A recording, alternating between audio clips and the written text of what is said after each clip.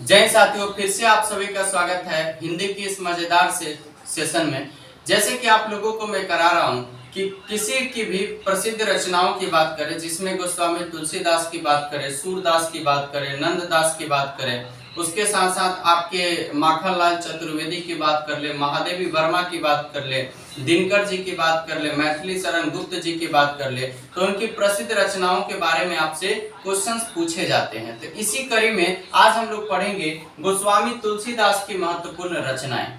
तो इसमें सबसे पहले अगर बात करें तो गोस्वामी तुलसीदास की बात करते हैं, तो यहाँ पे इनके गुरु की बात करें तो इनके गुरु का नाम नरहरि दास था। ठीक है, गोस्वामी तुलसीदास की बात करें तो इनकी प्रसिद्धि के प्रमुख कारण के तौर पे देखा जाए तो इन्होंने श्री रामचरितमानस की रचना की। ऐसा बताया जाता है कि 16वीं शताब्दी में श्री रामचरितमानस की रचना की गई। अगर इसके समय काल की बात करें तो 1633 ईस्वी माना जाता है। जैसे कि आप सभी लोगों को पता है कि श्री रामचरितमानस की जो भाषा थी, जिसको गोस्वामी तुलसीदास जी ने लिखा था, उस भाषा का नाम क्या था? अवधी भाषा था। तो ये भी पॉइंट आपको ध्यान में रखने वाली बात है। इनकी महत्वपूर्ण रचनाएं देखें यहाँ पे, तो गीतावली इन्हीं की रचना है।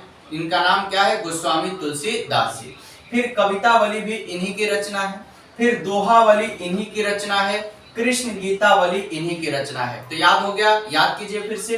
गीतावली की बात करें, कवितावली की बात करें, दोहावली की बात करें, गीतावली, कवितावली, दोहावली और इसके साथ साथ कृष्ण गीतावली इन्हीं की रचना है। आगे बढ़ते हैं तो श्री रामचरितमानस किसके द्वारा रचित है? तो ये गोस्वामी तुलसीदास के द्वारा ही रचित है। फिर विनय पत्रिका की बात करें तो इन्हीं के द्वारा ये रचित है। अगर इसके साथ ही साथ हनुमान बाहु की बात करें तो गोस्वामी तुलसीदास की ही रचना है। फिर पार्वती मंगल की बात करते हैं तो ये भी गोस्वामी तुलसीदास की ही रचना है। जानकी मंगल की बात करते हैं मेरे प्यारे साथियों, तो ये भी गोस्वामी तुलसीदास की रचना है। तो हनुमान बाहु की बात करें, पार्वती मंगल की बात करें, जानकी मंगल की बात करें, श्री रामचरितमानस की बात करें, विनय पत्रिका की बात करें, कृष्ण गीतावली की बात करते हैं, दोहावली की बात करते हैं, कवितावली की बात करते हैं और गीतावली की बात करते हैं, तो ये सारी इन्हीं की रचनाएं हैं। आगे बढ़े मेरे प्यारे साथियों, तो वैराग्य संदीपनी की अगर बात पूछा जाएगा कि इनमें से किसके द्वारा रचित है, किसका नाम है? वैराग्य संदीपनी की बात करते हैं तो वैराग्य संदीपनी किसकी रचना है? गोस्वामी तुलसीदास की रचना है। इसके साथ साथ रामज्ञा प्रश्नावली की बात करें तो ये भी गोस्वामी तुलसीदास की ही रचना है।